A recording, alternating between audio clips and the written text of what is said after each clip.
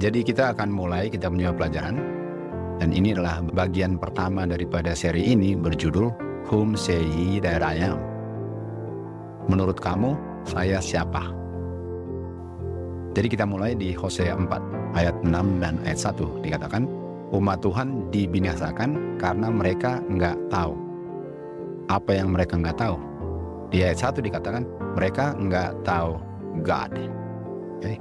Mereka nggak kenal God. Mereka nggak mengetahui God. Dan kalau kita tidak mengetahui God, kita akan dibinasakan atau kita akan hilang. Nah, kita ke Matius 16 ayat 15 dan 16. Di sini Tuhan Yesus tanyakan, sepengetahuan kamu saya siapa? Artinya Tuhan Yesus tanya, apakah mereka memiliki the knowledge of Tuhan Yesus? Artinya kalau mereka nggak tahu, mereka bisa binasa. Karena kalau orang nggak tahu, nggak memiliki the knowledge itu, dalam hal ini the knowledge siapa Tuhan Yesus, mereka akan dibinasakan kan, mereka akan hilang. Jadi Tuhan Yesus tanyakan, menurut kamu saya siapa? Kamu tahu nggak saya siapa? Lalu Petrus menjawab, engkau adalah Kristus, anaknya God yang hidup. Nah, mari kita lihat, apakah jawabannya benar atau salah? Karena kalau salah, harus segera diperbaiki, atau jawabannya benar. Lalu di ayat 17, Tuhan Yesus menjawab dan berkata kepada Petrus, diberkatilah kamu, Petrus, anaknya Jona, karena yang mengungkapkan kepada kamu bahwa aku adalah Kristus itu, anaknya God, adalah Bapakku di surga. Dan yang mengungkapkan bukan manusia atau flesh and blood. Artinya yang mengungkapkan kepada kamu bahwa aku anaknya God adalah Bapakku di surga. Sekali lagi, bukan manusia atau flesh and blood, oke? Di 1 Korintus 2 ayat 10 dikatakan, Bapa telah mengungkapkan kepada mereka melalui rohnya. Artinya Bapa mengungkapkan kepada Petrus atau murid-muridnya bahwa Tuhan Yesus adalah anaknya. Dan yang ungkapkan adalah rohnya Bapa. Kita tahu rohnya Bapa adalah roh kebenaran. Artinya sudah pasti benar jawaban roh Bapa kepada Petrus, atau pasti benar jawaban Petrus karena yang ungkapkan kepada Petrus adalah kebenaran. Di 1 Yohanes 4 ayat 15 kita lihat, barang siapa mengakui bahwa Tuhan Yesus adalah anaknya God, Bapa berdiam dalam dia atau rohnya Bapa berdiam dalam dia. Dalam hal ini rohnya Bapa berdiam dalam Petrus, dan yang diungkapkan kepada Petrus oleh rohnya Bapa, Kristus, adalah anaknya. Jadi siapa yang akan dibinasakan? Yang akan dibinasakan adalah siapa saja yang tidak memiliki rohnya Bapa berdiam dalam dia. Karena kalau tidak memiliki rohnya Bapa, tentu saja jawabannya Kristus bukan anaknya God. Jadi siapa yang akan bilang Tuhan Yesus bukan anaknya God? Siapa saja di mana di dalam mereka tidak berdiam rohnya Bapa. Tadi kita lihat bahwa yang mengungkapkan kepada Petrus bukan flesh dengan blood. Artinya, kalau yang mengungkapkan flesh dengan blood, pasti jawabannya Kristus bukan anaknya God. Itulah pengetahuan yang perlu dimiliki oleh semua yang akan memperoleh kehidupan kekal dan tidak akan dibinasakan. Jadi Tuhan tanya, siapa aku? Dan jawabannya, Kristus adalah anaknya God. Itulah jawaban yang benar, karena yang mengungkapkan kepada Petrus kebenaran itu adalah rohnya Bapa yang berdiam di dalam Petrus. Di Yohanes 6 ayat 66, kita tahu waktu Tuhan bilang kamu harus makan dagingku dan minum darahku untuk memperoleh kehidupan kekal. Lalu ada murid-murid yang tersinggung. Dan oleh sebab itu, di ayat 66, banyak murid-muridnya tidak lagi mengikuti Tuhan Yesus. Mereka went back and walk no more dengan Tuhan Yesus. Lalu Tuhan Yesus tanyakan kepada murid-muridnya. Dia tanyakan kepada 12 murid, apakah kamu mau pergi juga? Lalu Petrus menjawab kepada Tuhan Yesus. Kepada siapa kami mau perginya? Bukankah engkau yang memiliki firman kehidupan kekal? Artinya kalau kami pergi, kami kehilangan kehidupan kekal. Artinya murid-murid yang tinggalkan Tuhan Yesus telah meninggalkan kehidupan kekal. Lalu Petrus lanjut di ayat 69. Kami percaya. Dia nggak bilang saya percaya, dia bilang kami percaya. Jadi dia mewakili murid-muridnya kan. Artinya bukan hanya Petrus yang mengakui bahwa Tuhan Yesus adalah anaknya God. Murid-murid yang nggak mau pergi ini, mereka mengakui bahwa Tuhan Yesus adalah anaknya God. Dan Petrus berbicara mewakili murid-murid yang lain, dia bilang kami percaya dan kami pasti bahwa engkau adalah Kristus itu, the Son of Living God. Itu sebabnya kami tidak mau tinggalkan engkau, karena engkau adalah Kristus itu yang kami nanti-nantikan, bahwa engkau adalah the Son of the Living God. Yang ungkapkan kepada Petrus dan murid-murid yang lain adalah siapa? Rohnya Bapa, betul? Rohnya Bapa berdiam di dalam murid-muridnya, sehingga mereka bisa mengakui bahwa Kristus adalah Kristus itu anaknya God yang hidup. Siapa dan murid-murid yang meninggalkan Tuhan Yesus? Flesh and blood. Karena flesh and blood ini, mereka pengertiannya berbeda dari yang memiliki the Spirit. Karena di Galati 4 ayat 29 dikatakan, dia yang lahir after the flesh menganiaya dia yang born after the Spirit. Artinya, murid-murid yang mengakui Kristus adalah anaknya God, karena roh Bapa berdiam dalam mereka, akan dianiaya oleh orang-orang yang tidak berdiam roh Bapa dalam mereka, karena mereka hidup berdasarkan flesh. Kita tahu Ismail menganiaya Isaac. Isaac lambangnya Kristus. Kain menganiaya Abel. Orang-orang Israel, pemimpin Israel menganiaya Tuhan Yesus dan murid-muridnya. Artinya, kenapa Petrus tahu bahwa Tuhan Yesus adalah the Son of the Living God? Kenapa itu? Karena di dalam dia berdiam roh. Dan bukankah dia dianiaya oleh mereka yang flesh and blood? Artinya, untuk mengetahui bahwa Tuhan Yesus adalah anaknya God, itu hanya orang-orang yang memiliki rohnya Bapa atau yang walk after the Spirit. Itu sebabnya bukan flesh and blood yang akan bilang kepada Petrus bahwa Tuhan Yesus adalah anaknya God. Kenapa? Karena orang-orang yang menganiaya Tuhan Yesus adalah yang menyangkal bahwa dia adalah the Son of the Living God.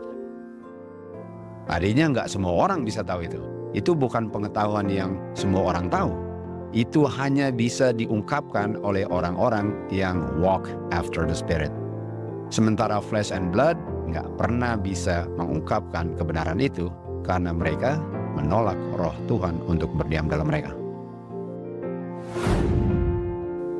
Tadi kita lihat bahwa Petrus bilang, kami mau kemana kalau the Son of the Living God lah yang memiliki kehidupan kekal, betul? Artinya, bagaimana kami mau memisahkan dari yang memiliki kehidupan kekal, yaitu the Son of the Living God. Di John 17:3 dikatakan, inilah kehidupan kekal. Artinya Petrus tidak akan meninggalkan yang memiliki kehidupan kekal. Dan Yohanes bilang, inilah kehidupan kekal. Apa kehidupan kekal? Agar mereka mengetahui, Hosea 4 ayat 6, agar mereka have the knowledge daripada siapa? The only true God dan Jesus Christ. Artinya, kehidupan kekal itu harus tahu the only true God dan Jesus Christ. Apakah Petrus mengakui bahwa Tuhan Yesus adalah the Son of the Living God? Artinya kalau the Son, artinya the Living God siapa? Bapaknya. Artinya kehidupan kekal ialah untuk memiliki pengetahuan atau the knowledge bahwa ada the only true God yang adalah Bapa dan Jesus Christ, the Son of the Living God. Itu kehidupan kekal. Kita lihat tadi kan di Matius 16, 15, 16, Tuhan ditanyakan, saya siapa? Engkau adalah Kristus yang dikirim Bapa, yang adalah the Son of the Living God. 1 Yohanes 5 ayat 11 dikatakan, Bapa telah memberikan kepada manusia kehidupan kekal, dan kehidupan kekal ini berada di anaknya. Jadi yang memberikan kehidupan kekal adalah Bapa, dan kita bisa memperoleh kehidupan kekal di dalam anaknya. Apakah Petrus mengerti itu? Iya. Kenapa kita tahu Petrus mengerti itu? Karena dia bilang, masa kita mau tinggalkan yang memiliki kehidupan kekal? Artinya dia tahu bahwa kehidupan kekal itu Bapa berikan melalui anaknya. Dan kalau dia tinggalkan Tuhan Yesus, dia tinggalkan kehidupan kekal. Ayat 12, dia yang memiliki anaknya memiliki kehidupan kekal. Sementara murid-murid yang tinggalkan Tuhan Yesus, mereka telah tinggalkan kehidupan kekal. Karena mereka menolak the Son of the Living God. Dengan mereka went back dengan walk no more, kan? Di ayat 13 dikatakan, semua ini telah tertulis, atau semua ini telah ditulis untuk kamu, agar kamu percaya nama daripada the Son of God. Lalu dikatakan, agar kamu mengetahui, jangan lupa kata mengetahui, agar kamu mengetahui, memiliki knowledge. Dan kalau kamu mengetahui atau memiliki knowledge, kamu memperoleh kehidupan kekal.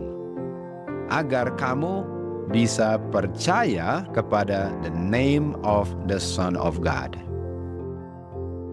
Yohanes 3:16 dikatakan, for God so loved the world, Bapa berikan satu-satu anaknya yang keluar dari tubuhnya, the only begotten Son.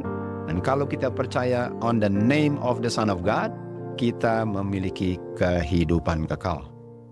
Artinya, waktu Tuhan Yesus tanyakan kepada murid-murid, menurut kamu saya siapa? Kalau kita nggak tahu jawabannya, kita akan kehilangan kehidupan kekal, dan kita akan perish karena kita tidak memiliki knowledge bahwa Tuhan Yesus adalah anaknya God, dan God adalah the only true God.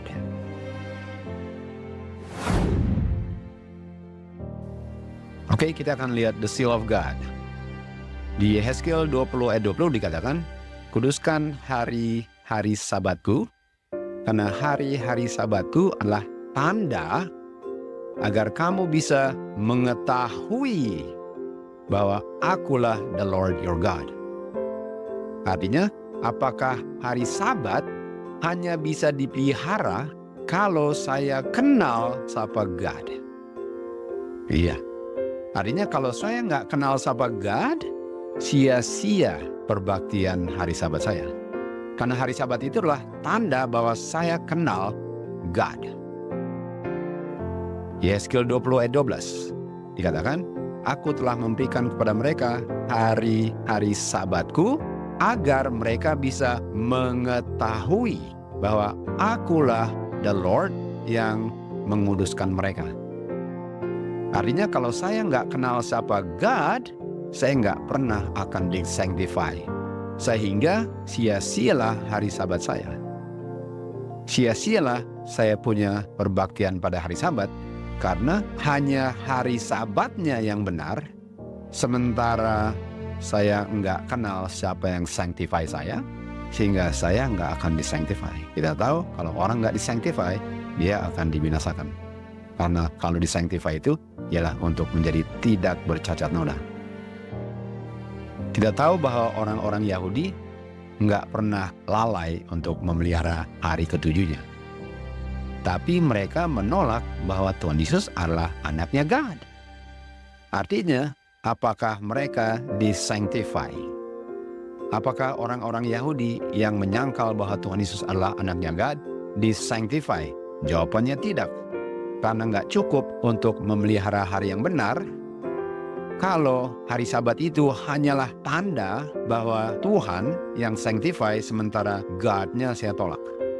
Kita nggak bisa di-sanctify walaupun harinya benar kalau saya tolak pengetahuan tentang God dengan anaknya. Efesus 5:26, kita di-sanctify, ayat 27, sehingga kita menjadi apa? Holy. Artinya, hari Sabat adalah tanda bahwa God yang sanctify, artinya saya harus kenal God, dan saya bisa menjadi holy. Artinya orang yang disanctify adalah orang yang holy, tanpa cacat. Tetapi di Kerinduan Segala Zaman dikatakan, agar kita bisa memelihara kekudusan hari Sabat, kita sendiri harus holy. Artinya nggak cukup untuk memelihara hari Sabat kalau yang memeliharanya tidak holy, karena tidak disanctify, karena tidak mengenal siapa yang sanctify mereka, walaupun hari Sabatnya benar. Bukankah ini pengalaman orang-orang Yahudi yang memakukan Tuhan Yesus ke kayu salib, sementara mereka sangat setia untuk memelihara hari ketujuhnya? Lalu dikatakan di sini, hanya dengan orang-orangnya kudus, barulah mereka bisa dibedakan dengan orang-orang kafir, di mana mereka benar-benar worship God. Artinya, kalau saya mengenal siapa God, God akan sanctify saya, dan saya pasti worship God. Artinya urusan worship God itu sangat terikat atau sangat ada hubungannya dengan apakah kamu kenal nggak siapa yang sanctify saya. Karena hanya yang disanctify, yang menjadi holy, yang memelihara hari Sabat sebagai tanda siapa God yang disembah, lah yang akan sembah God. Dan yang sembah God adalah yang memelihara hari Sabat dan yang kudus. Dan itulah perbedaannya dengan orang-orang yang memelihara hari Sabat tapi tidak disanctify.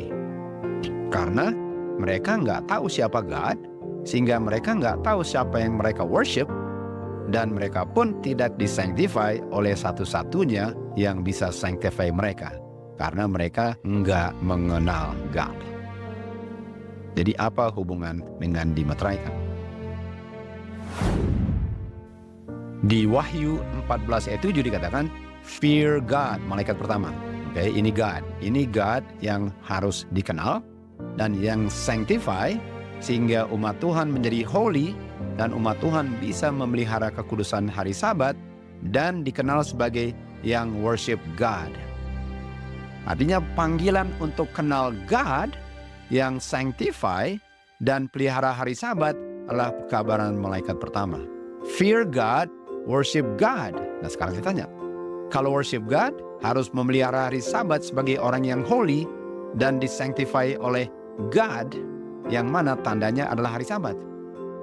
Artinya, pekabaran malaikat pertama menunjukkan bahwa make sure kamu kenal siapa yang sanctify kamu, sehingga hari Sabat kamu benar-benar menjadi tanda dan buktinya kamu holy, baru kamu worship God. Lalu di ayat 3 dikatakan, Keluaran 23, kamu nggak boleh ada other gods. Kamu nggak boleh worship other gods. Wahyu 14 ayat 7 katakan, worship Him, bukan worship them. Artinya orang-orang yang worship other gods tidak worship Him. Dan yang tidak worship Him, nggak kenal Him, sehingga tidak disanctify oleh Him, walaupun hari ketujuhnya benar.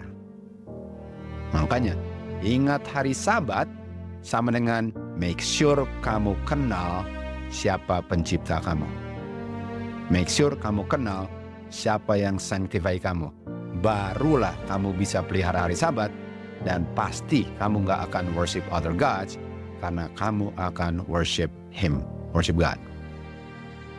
Nah, di Roma 4 ayat 11, kata lain sign di Roma 4 ayat 11 adalah metrai, seal.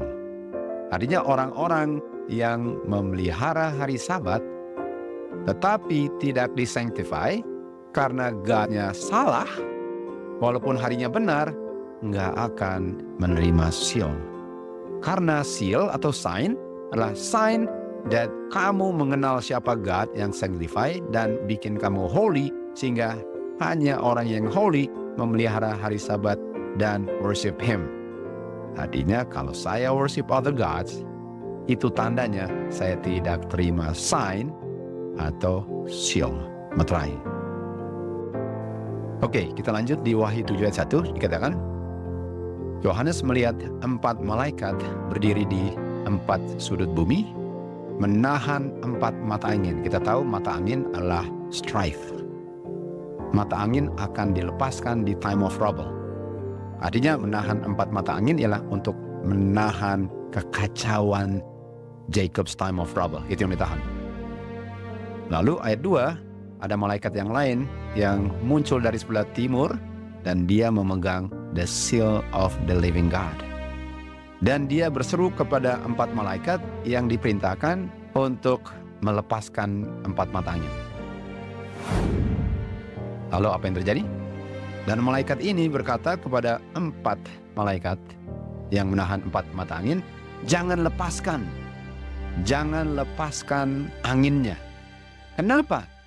Karena umat Tuhan belum menjadi holy. Umat Tuhan belum memelihara kekudusan hari Sabat. Umat Tuhan belum mengenal God dan anaknya, sehingga mereka nggak bisa dimeteraikan. Karena hari Sabat mereka hanya harinya yang benar, sementara mereka nggak kenal siapa God mereka. Tahan 4 mata angin, supaya mereka dimeteraikan di dahi mereka. Setelah semua yang sudah menerima pekabaran dan sudah kenal siapa God dan sudah menjadi holy dan worship the only true God melalui the Son of the living God, baru lepaskan 4 mata angin. Jadi siapa yang perlu dimeteraikan yang belum kenal the only true God dengan the Son of the living God? Kita baca di Early Writings halaman 33 paragraf 2. Bisa dibilang ada anak-anak Tuhan yang belum melihat dan belum memelihara kekudusan hari Sabat karena bisa saja mereka tidak kenal God. Karena untuk pelihara hari Sabat harus kenal God, disanctify oleh God, menjadi holy, dan hanya yang holy bisa worship God. Dan waktu mulai time of trouble sebelum Daniel 21, umat Tuhan yang dipenuhi dengan Roh Kudus pergi mengabarkan Sabbath more fully. Kita mengerti Sabbath more fully, tapi dalam konteks ini Sabbath more fully itu adalah Sabbath yang lebih dari hanya hari ketujuhnya. Sabbath more fully ialah kamu benar-benar menjadi holy dan kamu worship God karena kamu kenal God, sehingga kamu punya God itu yang sanctify kamu menjadi holy, dan hanya orang-orang yang holy yang bisa keep the Sabbath day holy dan worship God. Dan ada orang-orang yang belum kenal itu, sehingga 4 malaikat diperintahkan untuk tahan mata angin karena masih ada yang belum melihat Sabbath more fully. Dan apa yang terjadi? Pada saat itu, umat Tuhan melihat dengan jelas bahwa kita memiliki kebenaran. Artinya apa? Mereka bisa melihat bahwa yang mengabarkan Sabbath more fully adalah orang-orang yang holy, yang worship the only true God melalui the only begotten Son of God, karena mereka disanctify, dan mereka bukan hanya memelihara hari ketujuhnya, tapi mereka pun kudus hingga menguduskan hari yang kudus. Dan waktu mereka lihat kebenaran itu, mereka keluar dan bergabung dengan umat Tuhan untuk dianiaya. Tunggu, tadi kita baca, siapa yang akan menganiaya siapa? Orang-orang yang hidup berdasarkan flesh, yang tidak akan menjawab pertanyaan Tuhan Yesus waktu dia tanyakan siapa aku, bahwa Tuhan Yesus adalah Son of God, akan menganiaya orang-orang yang jawabannya waktu Tuhan tanyakan adalah Thou art that Christ, the Son of the living God. Artinya orang-orang yang dipanggil keluar ini, dulu mereka nggak kenal God. Dan waktu mereka keluar, mereka dianiaya karena mereka menerima Sabbath more fully. Dalam hal ini, mereka menerima the only true God dengan the Son of living God karena mereka dianiaya oleh mereka yang flesh, yang menolak Roh Bapa berdiam dalam mereka, sehingga mereka nggak tahu atau menyangkal bahwa Tuhan Yesus adalah the Son of living God. Yohanes 8:32 dikatakan, kamu akan mengetahui kebenaran, the knowledge of truth. Dan the knowledge of truth itu akan make you free. Apa artinya make you free? come out of her, my people. Hanya mereka yang memiliki pengetahuan kebenaran ini yang akan keluar dan dibebaskan dari perbelengguan Babylon. Yohanes 14:6 dikatakan, I am. Matius 16:16 kan, menurut kamu siapa I am? Whom say ye that I am? Tuhan Yesus bilang, I am the truth. Artinya kalau saya tahu the truth, kalau saya memiliki roh Bapa di dalam saya akan bilang, Thou art that Christ, the Son of the living God. Karena saya know the truth. Tuhan Yesus bilang apa? I am the truth. Dan roh siapa yang berdiam dalam saya? The Spirit of Christ. The Spirit of truth, yang adalah the Spirit of the Father. Dan dikatakan, the Spirit of truth akan berada di mana? Shall be in you. Artinya kalau kita terima bahwa Roh Kudus adalah rohnya Bapa dan Anak, roh itu akan memberikan kesaksian bahwa Tuhan Yesus adalah the Son of the living God. Kenapa 4 mata angin masih ditahan? Karena masih banyak umat Tuhan yang belum mengerti bahwa Jesus is the Son of the living God. Mereka harus dipanggil keluar oleh orang-orang yang sudah terima letter rain dan sudah di-sanctify oleh God yang mereka kenal dan memelihara hari Sabat bukan harinya saja, tetapi kekudusannya karena mereka kudus dan mereka worship God. Merekalah yang akan mengabarkan pekabaran ini sehingga orang-orang atau umat Tuhan yang di luar mereka bilang, kita bisa melihat bahwa mereka memiliki the truth. Mereka memiliki pengetahuan bahwa Jesus Christ is the Son of the living God. Mereka akan come out. Mereka akan di-make free. Lalu Yohanes mendengar the number daripada mereka yang dimeteraikan. Numbernya apa? 144.000. 144.000 ini adalah yang dimeteraikan, yang holy, yang keep the Sabbath day holy, dan worship God. Nah, mari kita lihat di Wahyu 12 ayat 12. Waktu Tuhan Yesus mati di kayu salib, dikatakan, silakalah penduduk bumi. Karena setan sudah datang, come down unto you, dan dia penuh dengan amarah, karena dia tahu waktunya sudah sangat singkat. Nah, pertanyaannya, apa yang membuat waktunya sangat singkat? Karena kalau waktunya sangat singkat, artinya dia tahu dia punya kesempatan hidup sudah mau berakhir. Dia punya waktu keberadaan di semesta alam Tuhan sudah mau berakhir. Apa yang membuat dia tahu sudah mau berakhir? Di Matius 24 ayat 14 dikatakan, Injil ini, kita tahu Injil adalah Wahyu 14, 6-12 kan? Malaikat pertama, kedua, ketiga. Injil ini akan dikabarkan ke seluruh bangsa sebagai saksi. Lalu apa? Injil inilah yang akan menutup sejarah setan di bumi. Nah, apa itu Injil? Malaikat pertama bilang apa? Worship God. Tunggu. Siapa yang worship God? Yang holy. Kenapa mereka holy? Karena disanctify. Disanctify oleh siapa? The Lord God. Artinya, orang-orang yang mengabarkan Injil adalah orang-orang yang memelihara hari Sabat karena mereka holy dan mereka worship God. Artinya mereka mengenal siapa God dan the only begotten Son. Mereka kenal. Artinya pekabaran mereka terdiri dari apa? Terdiri dari pekabaran yang mengabarkan bahwa ada Bapa, the only true God, dan anaknya, the only begotten Son of God. Dan pekabaran itulah yang akan menutup pintu setan. Dan dia tahu, kalau ini pekabaran dikabarkan, waktunya sangat singkat. Itu sebabnya dia sekarang sedang memerangi pekabaran ini, karena kalau pekabaran ini mencapai orang-orang yang berada di luar untuk dipanggil dengan pekabaran ini, dia punya tutup pintu akan dipercepat. Dia tahu waktunya sudah mau habis. Karena yang menutup sejarah dunia ini adalah the gospel. Worship God. Untuk worship God, kamu harus tahu siapa God. Wahyu 14:1.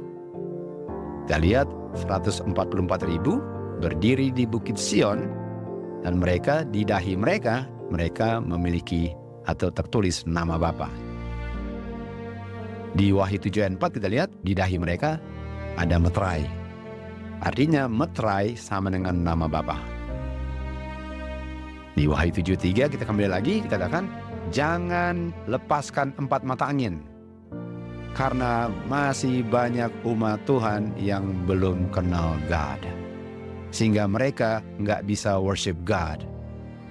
Tapi lepaskan kalau mereka sudah mengetahui tandanya, yaitu hari Sabat yang sanctify dan mengenal God dan worship God, baru lepasin. Baru setan punya sejarah berakhir. Di Jacob's Time of Trouble, dia nggak bisa lagi menambah jumlah orang yang hilang.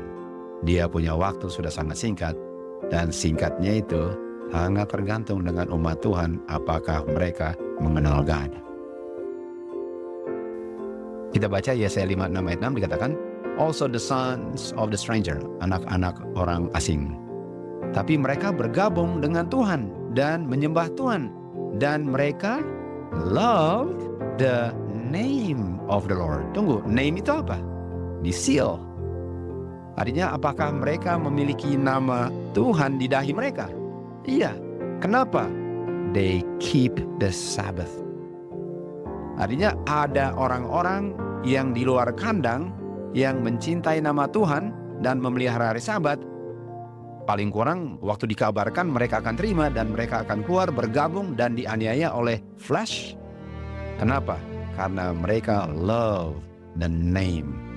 Mereka akan menerima meterai di dahi. The Father's name, kan? Itu yang mereka akan terima. Jadi untuk bagian pertama ini, kita mengerti bahwa penting sekali untuk kita mengenal God. Karena untuk mengenal God, kita pun akan mengenal anaknya. Dan melalui anaknya lah kita memperoleh kehidupan kekal. Dan orang-orang yang dimeteraikan adalah orang-orang yang worship God dengan catatan mereka kenal sama God. Bahwa God yang sanctify mereka, sehingga hari Sabat mereka lah hari Sabat yang sungguh-sungguh hari Sabat, bukan hanya hari ketujuhnya. Dan mereka holy, memelihara hari Sabat yang holy, dan mereka akan mengabarkan pekabaran bagi orang-orang yang di luar kandang, dan orang-orang ini akan terima dan akan dianiaya bersama-sama karena dalam mereka berdiam roh Tuhan, karena they live after spirit. Barulah Injil ini dikabarkan seluruh dunia, lalu tutup pintu, lalu kita masuk time of trouble. Pelajaran berikut kita akan lanjut cari tahu lebih dalam lagi mengenai the name of the Lord. To God be the glory.